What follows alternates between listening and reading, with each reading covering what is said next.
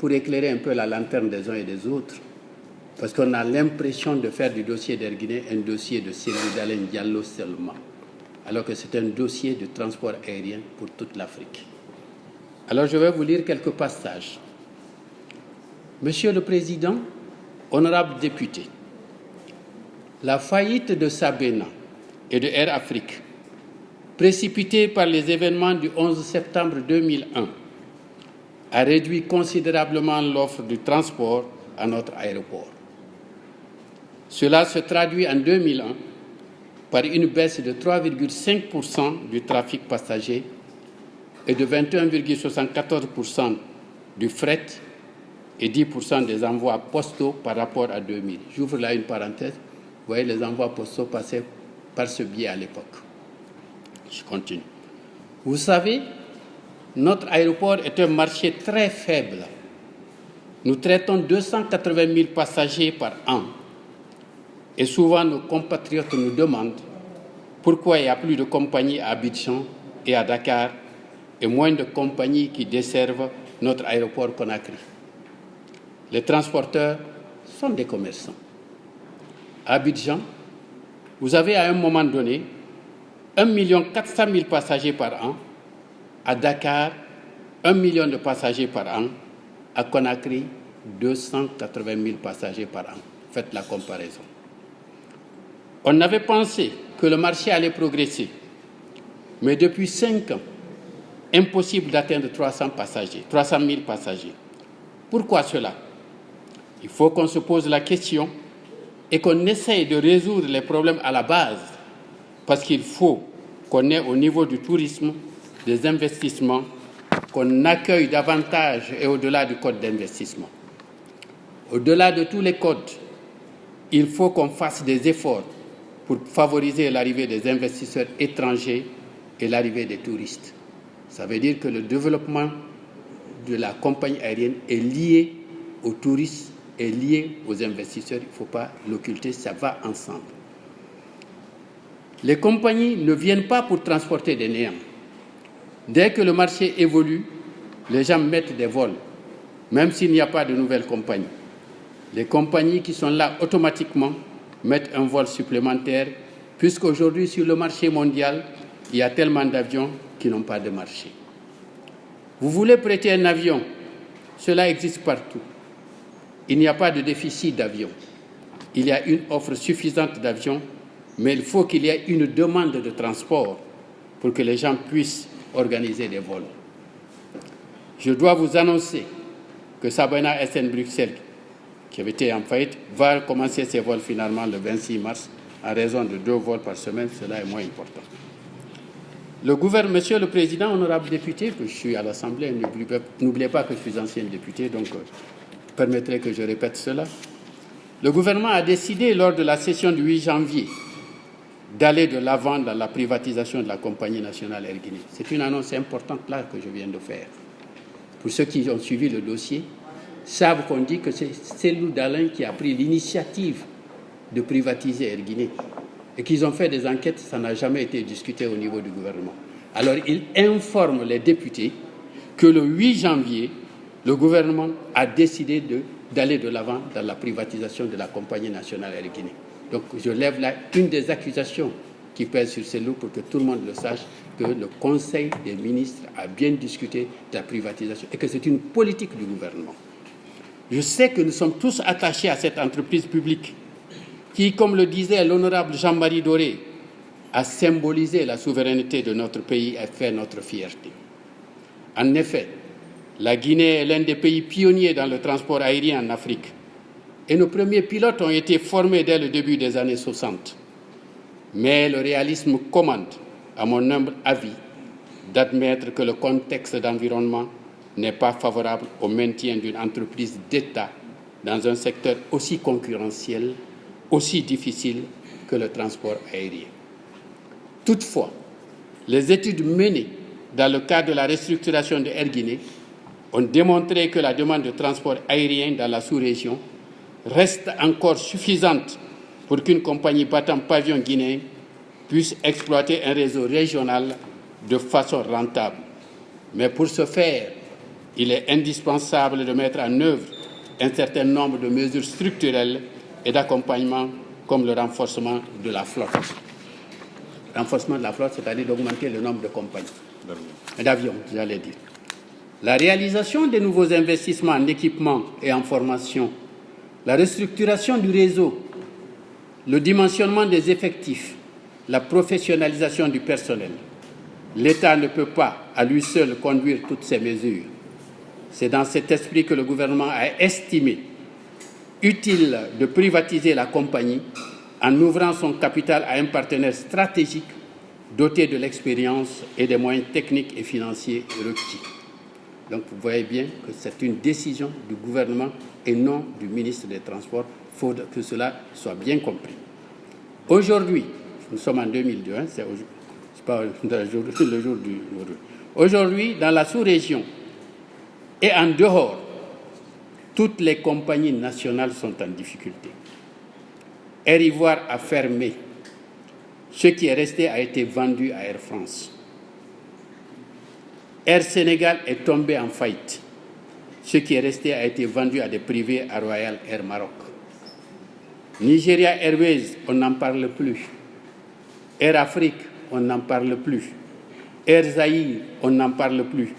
Air Burkina a été privatisé. Air Mauritanie a été restructurée. La TACV, qui est une compagnie capverdienne la plus performante, est en cours de privatisation sur la pression de la Banque mondiale, qui est l'une des plus performantes, évidemment. Je pense qu'il ne faut pas s'enfermer. On peut ouvrir le débat sur la question. Je sais qu'il y a beaucoup d'avis contraires, mais on peut en débattre là-dessus. Je ne vais pas anticiper les questions. Je sais qu'elles viendront. Sur la question, je suis prêt à défendre la politique du gouvernement qui correspond vraiment à mes propres convictions. Voilà la quintessence du message que j'ai voulu passer de ce qui s'est passé le 22 mars à l'Assemblée nationale en ce qui concerne la privatisation d'Air Guinée. Alors, si aujourd'hui on veut tisser tout ça, mettre sur la tête d'une personne, vous avez là le discours. Peut-être vous les retrouverez dans les archives de l'Assemblée nationale si on ne les a pas détruites. Vous allez à l'Assemblée nationale pour vérifier si ce que je viens de dire est vrai ou bien c'est de l'invention de l'ancien secrétaire général du ministère des Transports. Ça, c'est la première partie de mon intervention. Parce qu'il me fallait d'abord montrer le contexte. Maintenant, quelle est la gestion qu'on est en train de faire du dossier et des accusations qu'on est en train de lancer? Je vais donc m'adresser à certains de ces problèmes vus en tant que cadre du ministère des Transports tel que nous les avons vus. Alors, nous avons fait un document que nous avons appelé des informations qu'il convient de savoir sur l'affaire dite d'Air Guinée. Grand A, la dissolution en 2002 de la compagnie Air Guinée et la vente de ses actifs à El Hadj Mohamed Silla. 1. La décision de privatiser la compagnie avait été prise en Conseil des ministres, sous la pression du Fonds monétaire international et de la Banque mondiale. En dépit du changement du statut juridique de la compagnie et de l'ouverture du capital social aux investisseurs privés, aucune offre d'achat d'actions ou de reprise de la nouvelle Air Guinée n'avait été enregistrée par l'État avant la dissolution de la compagnie. Donc il faut que vous le sachiez. On a décidé de privatiser, on a ouvert le capital pour voir si de nouveaux actionnaires allaient arriver. On est resté dans cette attente. Par la suite, le gouvernement a pris la décision de privatiser, de dissoudre la compagnie par un décret du président de la République. La décision de dissoudre la compagnie et de vendre ses actifs à El Hadj Mohamed Silla a été prise par le président de la République d'alors, le général Lansana Conté, qui a pris un décret à cet effet. Et vous lirez dans le décret, le ministre de l'économie et des finances, le ministre des Transports, chacun en ce qui le concerne de l'application du présent décret et chacun en fonction de ses attributions dans la gestion des biens publics va assumer ses actions. Vous voyez bien que c'est le décret qui donne les directives à chacun des ministres de faire ce qu'ils devaient faire. Donc tous les ministres qui ont agi dans ce dossier, il faut reconnaître qu'ils ont agi sous le magistère du décret présidentiel. 3.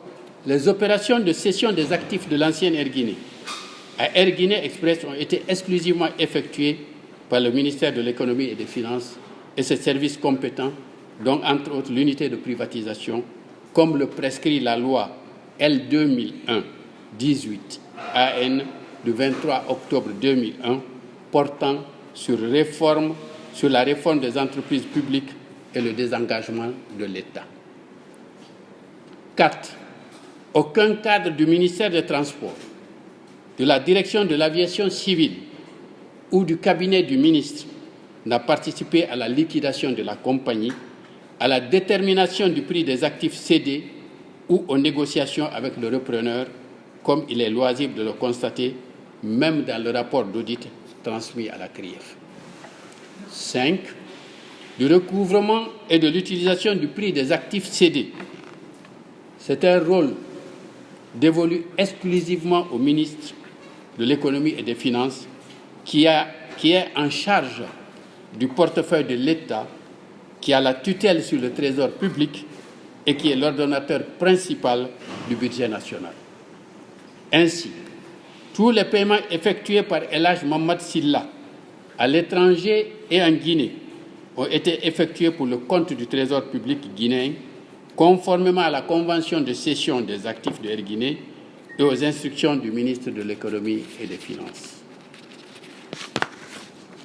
Il est donc incompréhensible qu'on veuille attribuer à Cellou Dalein Diallo, ministre des Transports de l'époque, la décision de privatiser Air Guinée et de vendre ses actifs, dont l'avion de commandement du président de la République, à El Hadj Mamad Silla. Malheureusement, malgré les démentis répétés de ce dernier et les faits ci-dessus rappelés, on continue de soutenir cette contre-vérité. Tout comme la CRIEF soutient maintenant cette autre contre-vérité qui consiste à affirmer que c'est le ministre des Transports qui a encaissé et même détourné les 5 millions de dollars représentant la valeur des actifs cédés. Qui, quand et comment a-t-on versé ce montant à Cellou Dalein Diallo? Par chèque, virement ou en espèces? Comment a-t-il eu les 5 millions? Grand B. De l'audit mené en 2009 sur la vente des actifs d'Air Guinée à El Hadj Mamad Silla. 1. Selon le procureur spécial de la CRIEF, c'est le rapport d'audit réalisé en 2009 qui a été transmis en 2021 par le CNRD à la CRIEF qui a servi de base à l'ouverture d'une information judiciaire contre 4 personnes, à savoir les anciens ministres des Finances et des Transports, le directeur de l'unité de privatisation et l'acheteur. Ce rapport est non contradictoire car M. Cellou Dalein Diallo n'a jamais rencontré les auteurs de ce rapport d'audit et n'a donc pas été interrogé par aucun d'entre eux, ni avant, ni pendant, ni après l'audit. C'est d'ailleurs seulement en 2022 que M. Cellou Dalein Diallo a pris connaissance du contenu de ce rapport d'audit lorsqu'il a été diffusé par la presse. Pour la petite histoire, c'était le révélateur. C'est le révélateur que nous avons vu le rapport d'audit et nous l'avons imprimé pour le lire, pour savoir exactement qu'est-ce qui était reproché à Cellou Dalein et au ministère des Transports. 2. Pourquoi les auditeurs n'ont jamais cherché à obtenir la version de l'ancien ministre des Transports avant de lui attribuer dans leur rapport la paternité de la décision de privatiser la compagnie nationale, ignorant ainsi la décision du Conseil des ministres, la loi de 2001 sur la privatisation et le décret du PRG portant dissolution Air Guinée. 3. Pourquoi la CRIEF accuse aujourd'hui Cellou Dalein Diallo de corruption, d'enrichissement illicite et de détournement de 5 millions de dollars, alors qu'aucun cadre de son ministère n'a été associé ni à la liquidation de la compagnie, ni à la fixation du prix des actifs vendus, ni aux négociations avec l'acheteur, et encore moins à l'encaissement ou à l'utilisation du produit de la vente. Cette accusation gratuite contre Cellou Dalein Diallo ne vient ni de l'acheteur des actifs, qu'il a démenti à plusieurs reprises, ni des autres acteurs de cette privatisation, ni du rapport d'audit. Elle n'est le fait que de la CRIEF, qui donne ainsi l'impression qu'elle est créée pour disqualifier des leaders politiques gênants. C.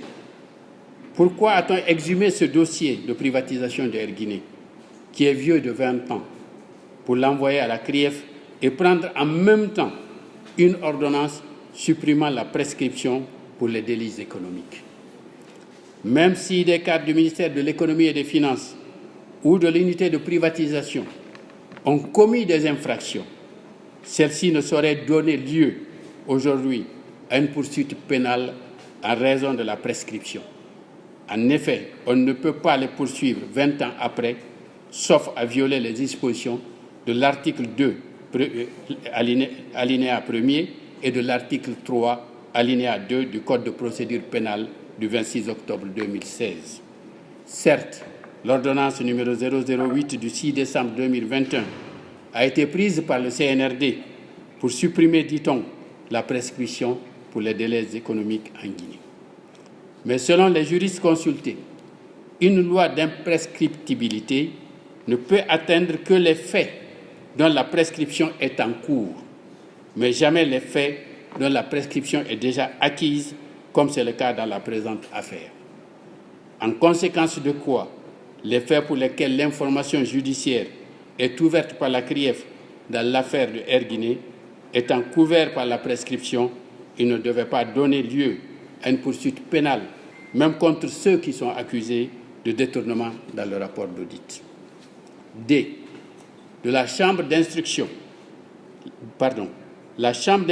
affirme que Cellou Dalein dispose de ressources qui lui permettent d'être en possession d'un patrimoine et de mener un train de vie sans rapport avec ses revenus légaux. Pour mémoire, rappelons, petit 1, que Cellou Dalein Diallo, pour acquérir sa maison de Dixie, tout ministre qu'il était, a dû procéder à un prêt hypothécaire auprès d'une banque de la place. Il n'est rentré en pleine propriété de sa résidence qu'après avoir apuré sa dette auprès de la banque. Mieux, les images de l'intérieur de cette maison ont tourné en boucle sur les réseaux sociaux et les médias.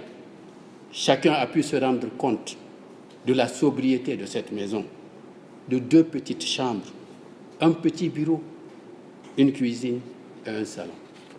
Où est le niveau de vie? Chacun a pu se rendre compte de la sobriété de cette maison. 2. La maison qu'il occupe aujourd'hui à Kaporo. Je pense que beaucoup d'entre vous y sont allés. La maison qu'il occupe aujourd'hui à Kaporo est aussi une modeste maison de 3 chambres et un salon. C'est à se demander de quel patrimoine et train de vie on parle. Nous voulons bien savoir de quoi il s'agit.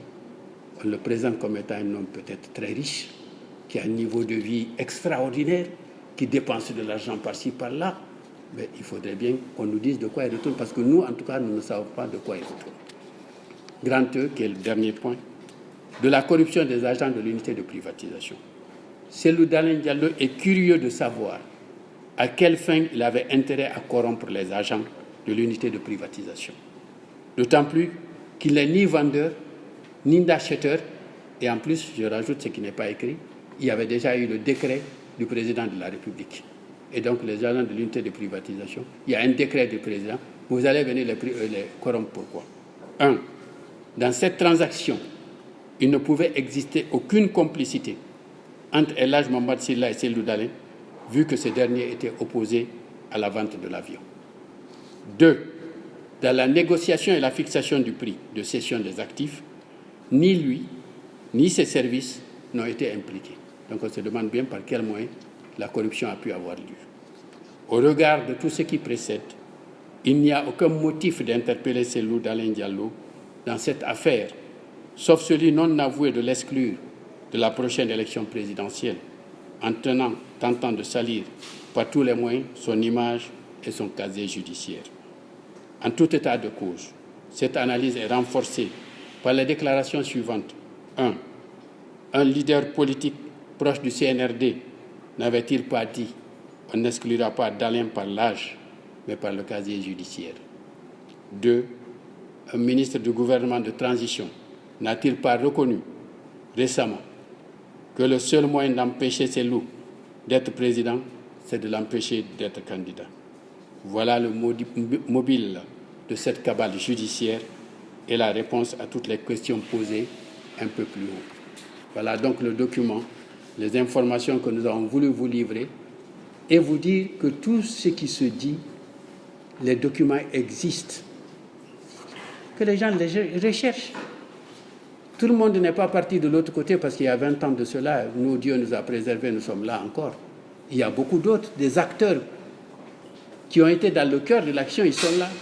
On essaie de les retrouver pour essayer de reconstituer les faits. Mais on ne peut pas aujourd'hui bâtir un nouveau scénario qui n'a absolument pas, qui n'a aucun ancrage avec les actions qui se sont déroulées durant les années 2000. Voilà donc le message que j'ai voulu passer à la presse et vous remercier vraiment de cette écoute attentive et de votre présence massive à cette rencontre. Je vous remercie.